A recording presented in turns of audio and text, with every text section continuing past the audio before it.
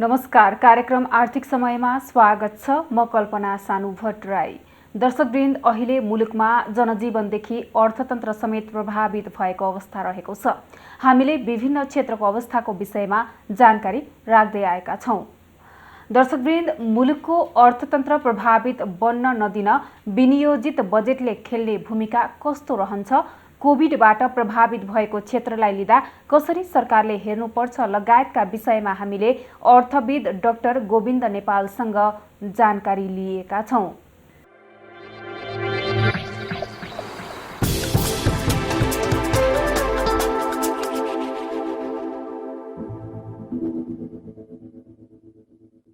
कोभिडले गर्दा प्रभावित बनेका क्षेत्रहरूलाई हेर्दा यहाँले चाहिँ कुन क्षेत्र बढी प्रभावित भएको आफूले आकलन गर्नुभएको छ? अहिले अध्ययनको सिलसिलामा पनि हामीले के पायौँ भन्दाखेरि खास गरेर पर्यटन क्षेत्र, यो नागरिक उड्डयन, होटल, रेस्टुरेन्ट, त्यसै गरी चाहिँ अन्य यातायात, त्यसपछि स्कुल, यिनीहरू चाहिँ सबभन्दा बढी प्रभावित देखियो। एक नम्बरमा यिनीहरू चाहिँ धेरै प्रभावित देखियो र अहिले बिस्तारै केही समयपछि लकडाउन अलिकति खुकुलो गरिसकेपछि कतिपय अरू बिजनेसहरू चाहिँ सामान्य रूपमा खुलेको छ। जस्तो उद्योग धन्दाहरू, यिनीहरू पहिला चाहिँ 60% क्षमतामा खुल्थ्यो भने अहिले 30% जति क्षमतामा खुलिरहेको छ। तर पनि यो चाहिँ स्वास्थ्य प्रोटोकलदेखि लिएर त्यसपछि चाहिँ श्रमिकहरूको आवागमनका समस्याहरूदेखि लिएर र मेटेरियल्सहरूको पनि पहिला जस्तै आपूर्ति नभएको कारणले गर्दाखेरि यिनीहरू पनि बडा दुःखका साथमा सञ्चालनमा छन्। त्यसमाले चाहिँ के भन्दाखेरि सबभन्दा बढी प्रताडित क्षेत्रहरू भने चाहिँ यिनीहरू नै हुन्। हजुर, जस्तो यो कोभिडले प्रभावित बनेका क्षेत्रहरूलाई हेर्दा चाहिँ अब यसलाई चाहिँ कसरी अगाडि बढाउन सकिन्छ? सामान्य जनजीवनदेखि मुलुकको अर्थतन्त्रलाई पनि बचाउनु पर्ने आवश्यकता पनि रहेको छ। अब यसलाई चाहिँ कसरी अगाडि लैजाने त? अब यसलाई हेर्दाखेरि वास्तवमा यो विश्वमै कोभिड-19 को जुन प्रभाव छ त्यो प्रभावसँग विश्व नै लडिरहेको अवस्था छ र विश्वमा यो समस्यासँग कसरी जुधिराखेका छन्, के कस्ता कदमहरू उठाएका छन् भन्ने चाहिँ तपाईको पाठहरू हामीले सिक्न सकिन्छ। छिमेकी भारतले पनि कसरी के गरिराखेका छ अथवा चाइनाले के गरिराखेका छ, चाइना त निकै ठुलो मुलुक हो, बङ्गलादेशले के गरिराखेका छ, यो कुराहरू सिक्न सकिने अवस्थाहरू छ। तर सिक्दा सिक्दै पनि हाम्रो आर्थिक क्षमताको कारणले गर्दाखेरि सिकेको पाठ लागू गर्न कतिपय रूपमा कठिनाइ छ। किनभने उनीहरूको ठुल्ठुला प्याकेजहरू लिएर आउन सक्ने सामर्थ्य छ भने हाम्रो सामर्थ्य चाहिँ सीमित छ। पहिलो कुरा त के हो भन्दाखेरि यो जुन क्षेत्रहरू प्रभावित छन्, मैले अहिलेका अति प्रभावितदेखि लिएर सामान्य रूपमा चाहिँ हाम्रो कृषि वित्तीय क्षेत्र पनि प्रभावित छ र यो प्रभावित क्षेत्रहरूलाई चाहिँ उनीहरूको क्षति र नोक्सानीको आधारमा राज्यको तर्फबाट के कस्ता सहुलियत सुविधाहरू दिनुपर्छ त्यसको निर्धारण निर्क्युल हुनुपर्छ। सबैलाई एउटै बास्केटमा राखेर एउटै किसिमको सुविधा दिन खोजियो भने राज्यको धेरै स्रोत साधनको पनि तपाईँको प्रयोग हुन्छ, नोक्सानी हुन्छ भने अर्कोतर्फ चाहिँ त्यसमा न्याय पनि नहुन सक्छ। त्यसले गर्दाखेरि अलिकति क्षतिको आधारमा वर्गीकरण गरेर कसलाई कस्तो सुविधाहरू दिने हो, कतिलाई तपाईँको राहत नै दिनुपर्ने हुन्छ। जस्तो चाहिँ कर्मचारीहरूको तलबमा केही मात्रामा चाहिँ राज्यले पनि सहयोग गर्नुपर्ने अवस्था हुन्छ भने कतिलाई के छ भन्दाखेरि उनीहरूले लिएको ब्याङ्कको ऋणको तिर्ने समय अलिकति बढाउँदाखेरि पनि त्यो भाका चाहिँ अलिकति बढाउँदाखेरि पनि पुग्ने हुनसक्छ। त्यसै गरी ब्याज दरमा केही मात्रामा कमी गर्दाखेरि पनि कतिपयलाई चाहिँ त्यसले चाहिँ आफूलाई रिभाइभ गर्नको निम्ति, पुनरुत्थान गर्नको निम्ति सहयोग हुनसक्छ। खास गरेर चाहिँ यो साना मझौला उद्योगहरू जो छन् जसले चाहिँ सबभन्दा बढी रोजगारी सृजना गर्छन्, ती क्षेत्रहरूलाई ती साना मझौला भएको कारणले गर्दाखेरि उनीहरूको चाहिँ यस्ता किसिमका सकहरू थेग्न सक्ने क्षमता चाहिँ सानो हुन्छ। अहिले उनीहरू खास गरेर चाहिँ यो चालु खर्च, सञ्चालन खर्च पनि थेग्न सक्ने अवस्थामा छैनन्।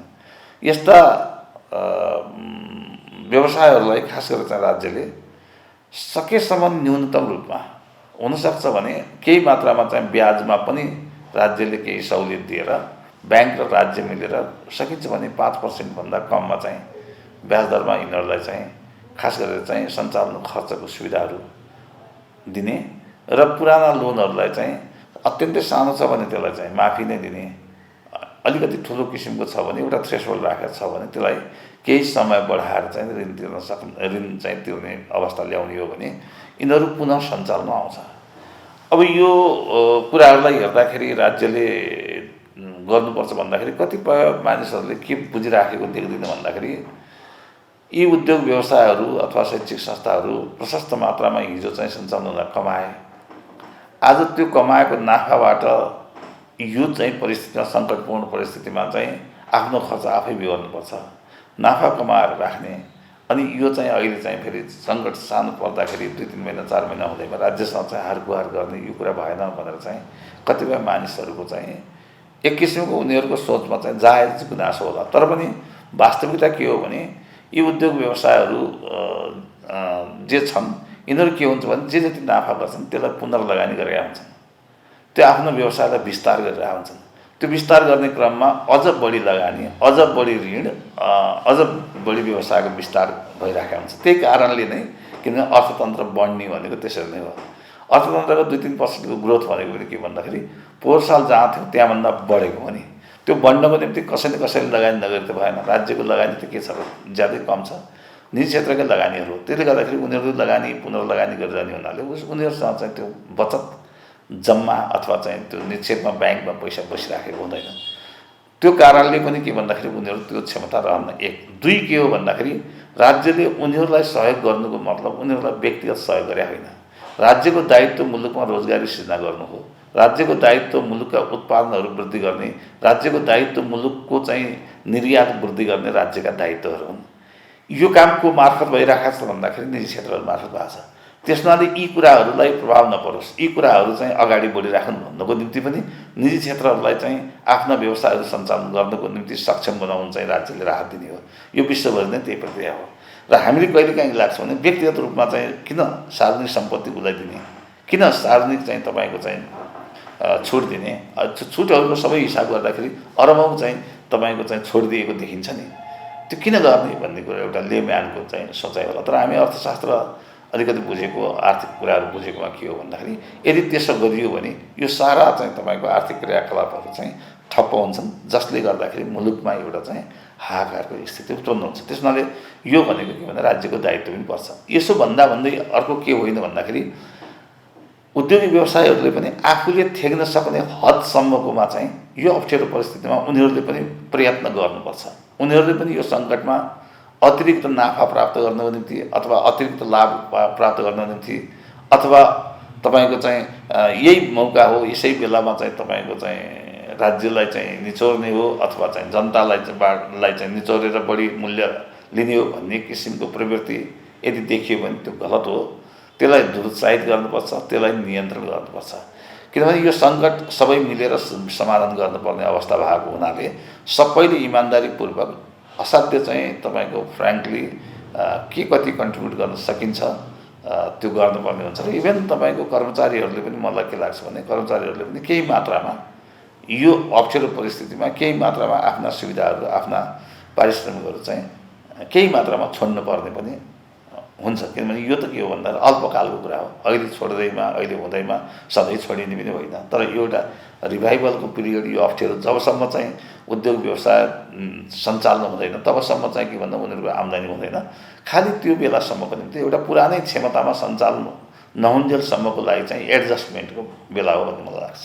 हजुर, यता बजेट ल्याउने तर्फमा हुँदाखेरि हाम्रा अर्थमन्त्रीले भन्नुभएको थियो भिसेटको बजेट ल्याएर त्यसलाई कार्यान्वयन गर्ने पनि भन्नुभएको थियो।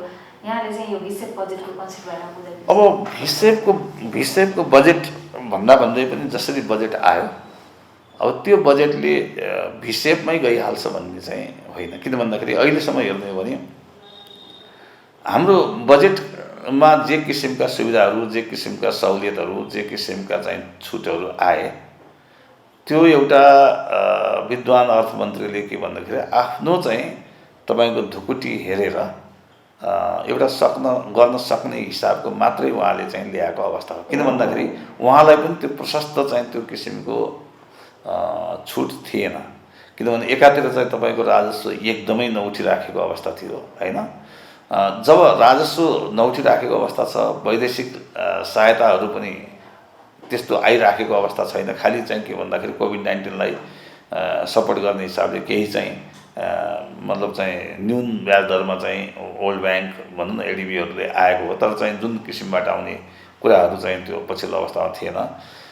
यस्तो अवस्थामा चाहिँ राज्यले चाहिँ धेरै कुरामा कमिटमेन्ट गर्न चाहिँ अलिकति गाह्रो थियो र फेरि तत्कालै यसको प्रवृत्ति कस्तो हुन्छ, हामीले जेठ 15मा बजेट ल्याउँदाखेरि बजेटको तयारी तपाईँको जेठको सुरुदेखि नै अन्तिम चरणतिर जान्छ। त्यो बेलामा अब यो कोभिड-19ले कस्तो रूप लिन्छ होइन, हामी चाहिँ लकडाउन चाहिँ इज गर्न सकिन्छ कि छैन यो कुरा थाहा थिएन नि। त्यसले गर्दाखेरि उहाँले केही छुटहरू जस्तो ब्याज दरका छुटहरू, त्यसपछि गएर चाहिँ यो चाहिँ जुन पुनर्कर्जाको कोषहरूको कुरा होइन, यो चाहिँ 1 खर्बको कोष, अर्को 50 अर्बको कोषहरू क्रिएट गर्नुभयो। अनि त्यसपछि चाहिँ स्वास्थ्यमा चाहिँ धेरै चाहिँ तपाईँको अस्पतालका कुराहरू आयो, सबै कुराहरू आयो, 6 अरब जतिको आएको छ स्वास्थ्यमा पनि। त त्यसमाले उहाँले जुन कुराहरू ल्याउनु भएको छ त्यसले नै हिसेबमा जाने किसिमको पर्याप्त त्यो बजेट चाहिँ होइन, त्यो पर्याप्त बजेट होइन र त्यो चाहिँ त्यसले जाँदैन थियो। र स्वाभाविक रूपमा अहिले जसरी यो चाहिँ गइरहेको छ र जसरी चाहिँ तपाईँको अर्थतन्त्रमा अहिले जुन चाहिँ एउटा सञ्चालनको प्रक्रिया एकदम धीमा गतिमा जसरी सुरु भइरहेछ, यसले तत्कालै हामी पुरानै अवस्थामा पुगिहाल्छौँ भन्ने अवस्था होइन। फेरि अर्को कुरा के रहेछ भन्दाखेरि यो जुन सङ्क्रमणको कुरा छ यो चाहिँ साइकोलोजिकल आस्पेक्ट पनि रहेछ। राज्यले खुल्यो ल जाऊ एकदमै चाहिँ सेफ छ भन्दैमा मान्छे चाहिँ गइहाल्न पनि नसक्ने, मन सक्दैन होला। कतिपय राज्यले एकदमै चाहिँ तपाईँको खतरा छ त बाहिर ननिस्क भन्दा पनि मान्छेले मास्क नलाएर निस्केको पनि छ कोही मान्छेको केसमा चाहिँ। त्यसमा चाहिँ के हो भन्दाखेरि यसले अलिकति समय लिन्छ र यो कतिपय अर्थशास्त्रीले त के भन्छन् भन्दाखेरि यो जस्तो एल सेपमा जाने हो कि भन्ने सम्मका चाहिँ तपाईँको एउटा गेस गरिरहेको अवस्था। मलाई लाग्छ यो एल सेपमा जाँदैन, किन भन्दाखेरि अहिले जुन किसिमबाट एउटा आर्थिक क्रियाकलापहरू सामान्य रूपमा अगाडि बढिरहेका छ, रेमिटेन्सहरू पनि पोहोरको तुलनामा त्यो महिनाको पोहोरको यही महिनाको तुलनामा यसपालि हेर्दाखेरि चाहिँ त्यति धेरै घटेको अवस्था छैन।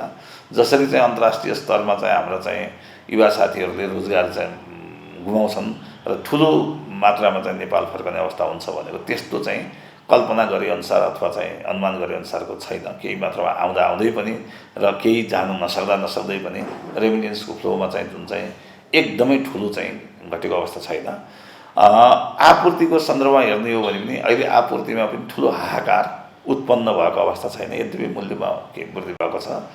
अब तरकारीहरू फलफुलको केसमा पनि सुरुमा चाहिँ यिनीहरू चाहिँ सडे गले कुहिए दुधहरू बोक्नुपर्ने अवस्था आयो भने अब क्रमशः त्यो चाहिँ आपूर्तिको श्रृङ्खला चाहिँ जोडिन लागेको अवस्थाहरू छ। यसले के देखाउँछ भन्दाखेरि तपाईँको अब यो यु सेपको ग्रोथमा हामी जान्छौँ कि भन्नेलाई चाहिँ देखाउँछ। विषय होइन, यु सेपको ग्रोथ जान्छ। र जहाँसम्म बजेटको कुरा जानु, मेरो अझै पनि भनाइ के छ भन्दाखेरि सरकारसँग मेरो भनाइ के हो भन्दाखेरि अझै पनि हामीले चाहिँ राहत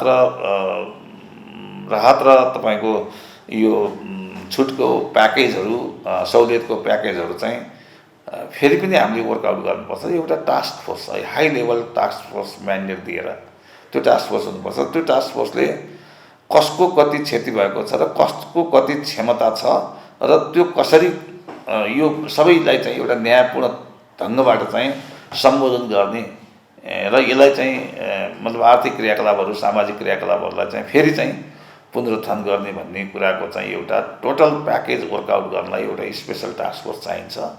र त्यो टास्क फोर्सले गर्यो भने चाहिँ न्याय हुन्छ भन्ने मलाई लाग्छ। अहिले हुन त अब चाहिँ मोनिटरी पोलिसी आउन लागेको छ, मौद्रिक नीतिले पनि कतिपय कुरा एड्रेस गर्ला भन्ने कुरा छ। अब मौद्रिक नीतिले एड्रेस गर्ने भनेको चाहिँ खास गरेर चाहिँ तपाईँको तरलताको कुराहरू, ब्याज दरको कुराहरू र त्यसै गरी चाहिँ यो जुन चाहिँ सामा ब्याज तिर्ने अवधिका कुराहरू, केही चाहिँ तपाईँको चाहिँ छुटका कुराहरू, अब यो चाहिँ यी कुराहरू हुन्। अब यसलाई गर्दाखेरि के हुन्छ भने इन जेनरल हुन त केही मात्रामा चाहिँ तपाईँको साना व्यवसायीहरूलाई अथवा चाहिँ यो चाहिँ न्यून आय वर्गलाई अथवा चाहिँ तपाईँको चाहिँ टार्गेटेड वर्गलाई अलिकति अतिरिक्त छुटको कुराहरू होला, तर पनि त्यसले चाहिँ धेरै ठुलो डिफ्रेन्सिएट गर्न सक्दैन। मोनिटरी पोलिसीले धेरै डिफ्रेन्सिएट गर्न सक्ने भनेको के हो भन्दाखेरि तपाईँको फिस्कल पोलिसी नै हो, जुन कि बजेट आइसक्यो। अब त्यसमा चाहिँ मलाई के लाग्छ भने एउटा त्यो टास्क फोर्सको आवश्यकता मौद्रिक नीति आइसकेपछि पनि हुन्छ र त्यो आवश्यक छ। र अहिले जुन किसिमको ट्रेन्डहरू देखिएको छ, यदि यो भोलि गएर फेरि चाहिँ तपाईँको फर्किएन भने अहिले जुन गति अलिकति सुस्त गति देखिरहेको छ, यद्यपि टेस्ट नभइराखेको भन्ने कुरो छ, तर पनि एउटा सङ्क्रमण दर, नम्बर अफ टेस्ट र तपाईँको इन्फेक्टेड पिपुलको रिलेसन हेर्दाखेरि चाहिँ पहिलाभन्दा धेरै घटेको देखिया छ। यो यथावत रह्यो, यो घट्ने क्रम चाहिँ यथावत रह्यो भने मलाई लाग्छ अब क्रमशः मान्छेको कन्फिडेन्स चाहिँ बिल्ड हुन्छ, तर राज्यको सहयोग चाहिँ चाहिन्छ भन्ने मलाई लाग्छ। हजुर, यता दिगो आर्थिक विकासको लक्ष्य छ नि यसमा? अब दिगो आर्थिक विकासको लक्ष्यको हिसाबले हेर्दाखेरि, अब दिगो आर्थिक विकासको लक्ष्य हेर्दाखेरि अब हामी अहिले 2020मा छौँ। 2030सम्म यो दिगो आर्थिक विकासको लक्ष्यको चाहिँ समयावधि त्यो हो। अब साँच्चै भन्ने हो भने कोभिड आए पनि नआए पनि दिगो आर्थिक विकास लक्ष्यको निम्ति जुन किसिमको लगानी विभिन्न क्षेत्रमा जुन किसिमको चाहिँ पुँजीगत खर्चको विनियोजन हुनुपर्थ्यो त्यो लेभलको भइराखेको अवस्था छैन। 2016देखि नै भन्यो भने पनि त्यो छैन। जस्तो त्यसमा हामीले नै वर्कआउट गरेको, अहिलेको वर्तमान अर्थमन्त्री म त्यो टिममा थियौँ, हामीले नै वर्कआउट गर्दाखेरि करिब करिब चाहिँ वर्षको चाहिँ 20 खर्ब 25 अर्ब चाहिँ तपाईँको चाहिँ लगानी चाहिन्छ टोटलमा। तर त्यो त तपाईँको बजेटको साइजै छैन। अब दिगो विकास लक्ष्यमा मात्रै लगानी हुने भने त चान्सै भएन। एउटा लगानीमा न्यूनता छ, अर्को के थियो भन्दाखेरि त्यति हुँदाहुँदै पनि राज्यको तर्फबाट हुने लगानी र उसको प्राइभेट सेक्टरबाट हुने लगानी, दुवै लगानी अब कोभिड पछि के हो भन्दाखेरि अब त्यो लगानीमा अझ न्यूनता आउने देखियो। र यो यदि चाहिँ कोभिड-19को प्रभाव चाहिँ यो खास गरेर चाहिँ खाडी मुलुकमा यदि बढ्यो र उताबाट आउने वैदेशिक रोजगारमा गएका साथीहरू आउने फर्कने कुरा बढ्यो भने अब त्यसले एउटा डाइरेक्टली के भने तपाईँको हाउस होल्ड लेभलमा ठुलो प्रभाव पर्छ। त्यो व्यक्तिको परिवार होइन, जसले बच्चाले पढ्थ्यो त्यो परिवारले जुन चाहिँ औषधि सुविधाहरू पाउँथ्यो स्वास्थ्यको हिसाबले गर्दाखेरि यो जुन चाहिँ सामाजिक चाहिँ परिसूचकहरू चाहिँ बिग्रन सक्ने अवस्था छ। गरिबीको तपाईँको चाहिँ गरिबीको रेखामुनि हिजो कति थियो त्योभन्दा बढी आज गरिबीको रेखामुनि जान सक्ने एउटा खतरा पनि छ। तर कुरा के हो भन्दाखेरि ती मुलुकहरूमा कस्तो किसिमको ट्रेन्ड जान्छ र हाम्रो मुलुकमा कसरी जान्छ भन्ने कुरा हो। अब त्यसले गर्दाखेरि यो चाहिँ दिगो विकास लक्ष्यका कतिपय कुराहरू जुन सामाजिक परिसूचकहरू, आर्थिक परिसूचकहरू र त्यसपछि गएर चाहिँ तपाईँको यो वातावरणीय जलवायुदेखि लिएर वातावरणीय परिसूचकहरूमा के हुन्छ भन्ने हो। अब वातावरणीय परिसूचकमा बाहिरबाट हेर्दाखेरि के देखिन्छ भन्दाखेरि अहिले जुन लकडाउनको पिरियडमा यातायात चाहिँ सञ्चालन नभए हुनाले अब अलिकति वायु प्रदूषण चाहिँ कम भएको होइन, स्वच्छ भएको भन्ने छ। तर यो के भन्दाखेरि अल्पकालीन विषय हो। फेरि भोलि चाहिँ सबै गाडीहरू चल्न थालेपछि एक हप्तामा फेरि त्यो प्रदूषण चाहिँ पुरानै लेभलमा पुग्दैन भन्ने कुरा होइन। अब यो कोभिड-19ले अर्को पारेको असर के हो भन्दाखेरि तपाईँको अहिले वातावरणको कुरा गऱ्यो भने जुन चाहिँ आइसोलेसन सेन्टर अथवा चाहिँ त्यो क्वारेन्टाइन अथवा हस्पिटलबाट निक्लेका वेस्टहरू छ नि, त्यो वेस्टहरूको चाहिँ राम्रोसँग फोहोर मैलाको राम्रोसँग चाहिँ त्यसलाई चाहिँ विसर्जन भइरहेको छैन। त्यसबाट पनि तपाईँको कतिपय चाहिँ सङ्क्रमण हुन सक्ने खतराहरू छ। जस्तो अस्ति ढलमा पनि देखियो भन्ने कुराहरू आयो नि। अब यो एउटा त हस्पिटल वेस्टहरू, त्यसपछि जेनरल वेस्ट पनि के भयो भन्दाखेरि कोभिड-19को बेलामा जब चाहिँ आवागमन बन्द भयो त्यसपछि चाहिँ सफाइका कर्मचारीहरू पनि त्यो काममा हुने भयो भने त्यो एउटा समस्या छ। अर्को कुरा चाहिँ तपाईँको त्यो बेला चाहिँ वनमा चोरी काठ चोरीहरू भए होइन, आगलागीहरू भए, यो कुराहरूले पनि के भन्दा वातावरणमा असर पार्ने कुराहरू छ। प्लस वातावरणसँग सम्बन्धित कार्यक्रमहरू जस्तो चाहिँ तपाईँको चाहिँ लोकल एडप्टेसन प्लान भन्छ, स्थानीय के अनुकूलन कार्यक्रम जस्ता चाहिँ महत्त्वपूर्ण कार्यक्रमहरू चाहिँ रोकिए र धेरै कार्यक्रमहरू जलवायु परिवर्तनसँग सम्बन्धित तपाईँको चाहिँ वातावरणसँग सम्बन्धित कार्यक्रमहरू चाहिँ धेरै कार्यक्रमहरू गर्न सकिएन। यसको त के भन्दाखेरि लङ टर्म प्रभाव पर्छ। त्यसले गर्दाखेरि के भन्दाखेरि तपाईँको केही मात्रामा केही कुरामा सकारात्मक भए पनि कतिपय कुराहरूमा चाहिँ नकारात्मक छ। सकारात्मक के छ भने अल्पकालीन हिसाबले सकारात्मक हो, वायु प्रदूषण त फेरि चलेपछि सुरु भइहाल्छ। नकारात्मक कस्तो भयो भने प्लान मतलब फुलफिल नभएपछि त त्यो त अलि दीर्घकालीन हुन्छ, त्यो किसिमको स्थिति छ। त्यसले गर्दाखेरि त्यसमा केही मात्रामा चाहिँ प्रभाव चाहिँ नपर्ने भन्ने भएन। तर यो 4 महिनाको कारणले गर्दाखेरि भोलि गएर चाहिँ रिपोर्टहरू लेख्दाखेरि 4 महिना चाहिँ यो चाहिँ कोभिड-19ले गर्दाखेरि हामीले दिगो विकास लक्ष्य पुरा गर्न सकेनौँ भनेर भन्छ भने त्यो चाहिँ फ्रड हुन्छ। त्यो चाहिँ तपाईँको चाहिँ त्यो चाहिँ सही हुँदैन। सही किन हुँदैन भन्दाखेरि यो 4 महिनामा परेको असरको कारणले गर्दा अथवा 8 महिनामा परेको असरको कारणले गर्दा हाम्रो होल चाहिँ उनी गयो भन्ने कुरो चाहिँ जाँदैन। तर कुरा के हो भने यसले चाहिँ केही असर पार्छ। किनभने एउटा त के भन्दाखेरि त्यो सम्बन्धी कार्यक्रम गर्छ, दोस्रो के भने केही चाहिँ तपाईँको नेसनल रिसोर्सेसहरू अथवा चाहिँ तपाईँको इन्टरनेसनल रिसोर्सेसहरू अब कोभिड-19लाई एड्रेस गर्नको निम्ति पनि त केही खर्च भयो नि, खर्च हुँदैछन् नि। जस्तो स्वास्थ्यको चाहिँ संरचनालाई चाहिँ मजबुत गर्नको निम्ति केही खर्चहरू चाहिँ अतिरिक्त खर्चहरू भए, हिजो नसोचेका खर्चहरू भए। त्यसै गरी चाहिँ अब चाहिँ यो चाहिँ सबै अनलाइन सिस्टमलाई चाहिँ इस्टाब्लिस गर्नको निम्ति होइन, सूचना प्रविधिको विस्तारको निम्ति पनि केही मात्रामा चाहिँ अतिरिक्त खर्चहरू भए। अब यो चाहिँ कुराहरूले गर्दाखेरि अलिकति प्रायोरिटी सिफ्ट भन्छ नि, अलिकति सिफ्ट चाहिँ भइराखेको अवस्था छ। यो सिफ्ट भइराखेकोले गर्दाखेरि पनि यो रिसोर्सहरूको चाहिँ रकमान्तर चाहिँ हुन्छ, जसले गर्दाखेरि हिजोको चाहिँ निर्धारित लक्ष्यमा केही मात्रामा असर चाहिँ पर्छ। तर यसैले सम्पूर्ण हो भन्नु चाहिँ हुँदैन भन्ने मलाई लाग्छ।